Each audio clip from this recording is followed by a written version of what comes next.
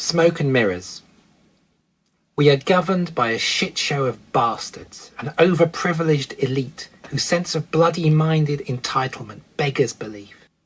Eton, Oxbridge, Bullingdon, born and bred, with mates on high who own the media, spoon-fed to distribute the shit as far and wide as it will reach.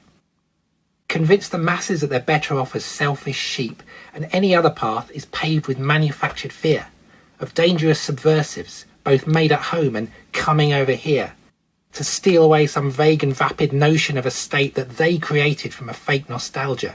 When was Britain ever great? They started racist fires, watched them spread and burn, then pointed blame at so-called radicals, socialists, the opposition.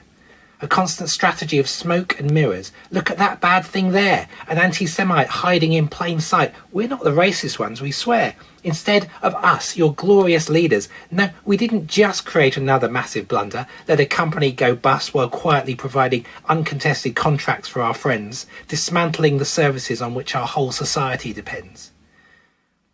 For months, the news has been anathema. I can't watch without the hackles in me rising in the same way that they used to for the Mail and Express, but now everywhere I see the subtle undercurrents in what's said and what's ignored. A construct to ensure the right-wing narrative is kept intact. Vox pops from bigots and the misinformed to forge a falsified common voice that merely echoes back the lies now filtered with emotion, triggered by repeated slogans, rhetoric, rallying cries. Behind the Bojo clown mask, there's an unelected sociopath who schemes, manipulating how we think, directing the agenda online and on TV screens, taking back control from each of us. An inverted version through the looking glass from what so many voted for with Brexitland 4 years ago. A total farce.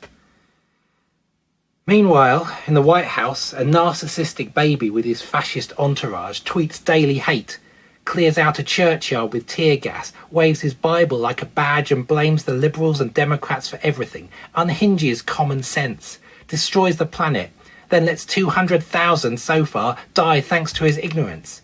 Why do we vote for people like this? What do we gain from letting egos like his trample everything that we hold dear, leading us blindly into crisis after crisis? This is not a subtle poem, because that won't cut it with these bastards, who abuse their power, screw the students, nurses, working classes, then use sleight of mind to win their votes on polling day. What can a poet do to counter that?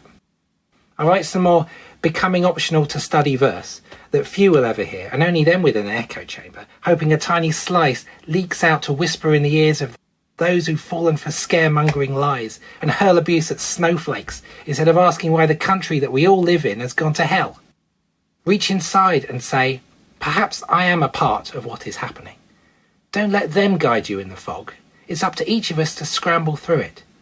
But until the ones in power learn the meaning of humanity, I fear we'll never do it. Rub the mist out of the mirror. Take a good look at your image in reverse. The ruling classes might well be the ones endeavouring to make the whole thing worse, but you can change things. All it takes is understanding that the world's not just for you. It's here for all of us, reflecting in decisions that we make and everything we say and do.